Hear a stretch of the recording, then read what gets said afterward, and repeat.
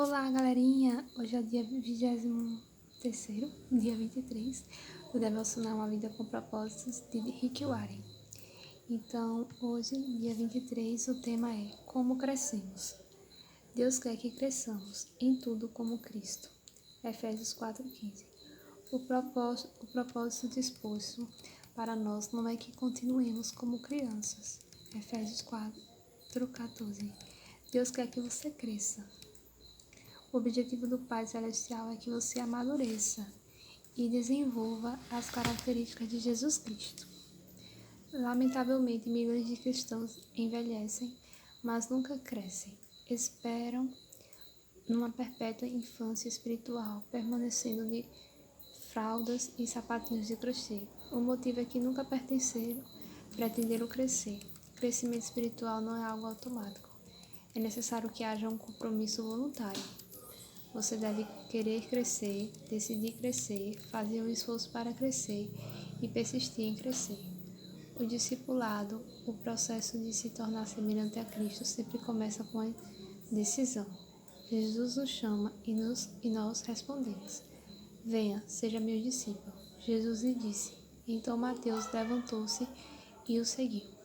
Quando os primeiros discípulos escolheram seguir a Jesus, não compreendeu todas as implicações da decisão que haviam tomado, simplesmente atenderam ao convite de Jesus. Isso é tudo o que você precisa para começar. Decidir tornar-se um discípulo.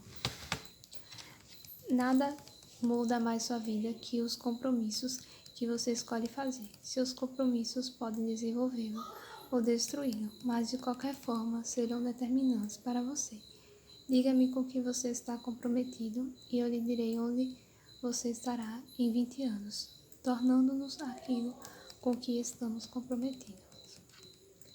É nesse estágio do comprometimento que a maioria das pessoas perde o propósito de Deus para a vida delas.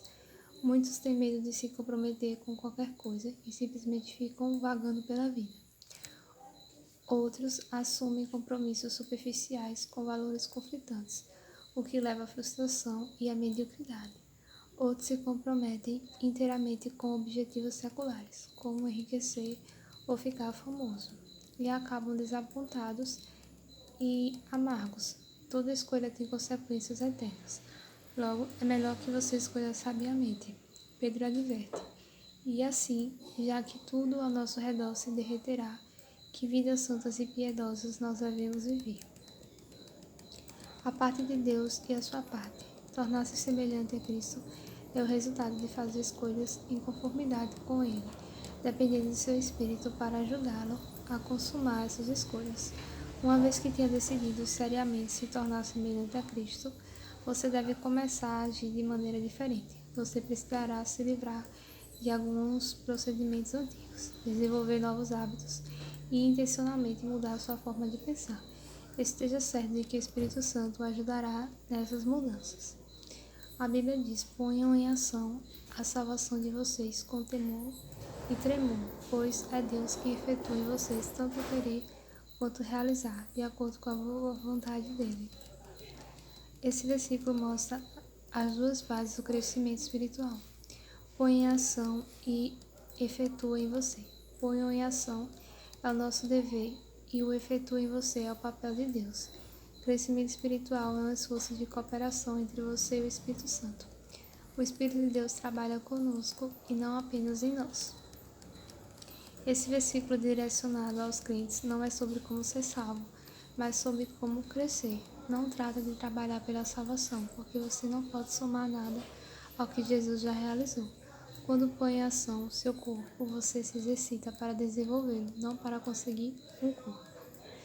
Quando põe em ação sua mente para resolver um quebra-cabeça, você já possui todas as peças, sua tarefa é juntá-las. Fazendeiros trabalham a terra não para obter, mas para desenvolver o que já possui. Deus lhe deu uma nova vida, agora você é responsável por desenvolvê-la, com temor e tremor. Isso significa levar seu crescimento espiritual a sério. Quando as pessoas são desleixadas com seu crescimento espiritual, isso demonstra que não compreendem as implicações eternas, como vimos no capítulo 4 e 5. Alterando seu piloto automático. Para mudar a sua vida, você deve mudar a sua forma de pensar. Por trás de tudo que você faz, há um pensamento. Todo comportamento é motivado por uma crença e toda ação é estimulada por uma atitude. Deus revelou isso milhares de anos antes de os psicólogos terem essa compreensão. Tenha cuidado com o que você pensa, pois a sua vida é dirigida pelos seus pensamentos. Imagine-se viajando em uma lancha em um lago com um piloto automático ajustado para o leste. Se você decidir dar a volta e rumar para o oeste, haverá duas formas possíveis de mudar a direção do barco. Uma forma é agarrar a roda do leme e forçá-la fisicamente a rumar para o lado oposto do ajuste do piloto automático. Com pura e simples força de vontade, você poderia vencer o piloto automático, mas sentiria constantemente uma resistência.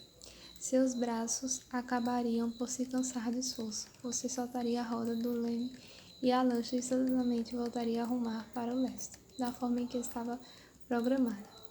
É isso que acontece quando você tenta mudar a sua vida com força de vontade. Você diz: vou me forçar para comer menos, fazer mais exercício, deixar de me atrasar e de ser desorganizado. Sim, a força de vontade pode produzir mudanças em curto prazo, mas cria uma pressão interna constante, porque você não lidou com a causa básica. A mudança não é natural, então você acaba por desistir, sai da dieta e deixa de se exercitar. Você rapidamente retorna aos padrões anteriores. Há uma forma melhor e mais rápida. Altere o ajuste do piloto automático de sua forma de pensar. A Bíblia diz: deixem que Deus os transforme em nossa pessoa, mudando a maneira de vocês pensarem. Seu primeiro passo em direção ao crescimento espiritual é começar a mudar a sua forma de pensar. Toda mudança deve sempre ocorrer primeiro em sua mente. Sua forma de pensar determina sua forma de sentir, e o que você sente influencia sua forma de agir. Paulo disse: deve haver uma renovação espiritual de seus pensamentos e atitudes. Para ser semelhante a Cristo, você deve desenvolver a mente de Cristo. O Novo Testamento chama esse desvio mental de arrependimento, que em grego quer dizer literalmente mudar de ideia. Você se arrepende sempre que muda sua maneira de pensar ao adotar a forma de Deus pensar sobre si mesmo, sobre o pecado, sobre Deus, sobre as outras pessoas, sobre a vida, sobre seu futuro e sobre tudo mais. Você assume a perspectiva e o enfoque de Cristo. Recebemos a seguinte ordem: tenham entre vocês o mesmo modo de pensar que Cristo Jesus tinha. Isso se divide em duas partes. A primeira metade dessa alteração mental é parar de ter pensamentos imaturos, os quais são egocêntricos e egoístas. A Bíblia diz: deixem de pensar como crianças. Com respeito ao mal, sejam crianças, mas quanto ao modo de pensar, sejam adultos. Os bebês são, por natureza, completamente egoístas. Eles só pensam em si mesmos e em suas necessidades. São incapazes de dar, só conseguem receber. Isso é uma forma imatura de pensar. Infelizmente, muitas pessoas nunca crescem além desse tipo de pensamento. A Bíblia diz que os pensamentos egoístas é a fonte do comportamento pecaminoso. Os que vivem segundo o próprio ego pecaminoso só pensam nas coisas que seu ego pecaminoso deseja. A segunda parte da mudança que leva a pensar como Jesus é começar a ter pensamentos maduros, os quais em seu grande capítulo sobre o que é verdadeiro amor, Paulo concluiu que pensar nos outros é a marca da maturidade. Quando eu era menino, falava como menino, pensava como menino, racionava como menino. Quando me tornei homem, deixei para trás as coisas de menino. Hoje, muitas pessoas presumem que a maturidade espiritual é medida pela quantidade de informação bíblica e de doutrinas que conhecem. Embora o conhecimento seja uma das dimensões da maturidade, isso não é toda a história. A vida cristã é muito mais do que credos e convicções. Ela inclui conduta e caráter. Nossos atos devem ser coerentes com nossa fé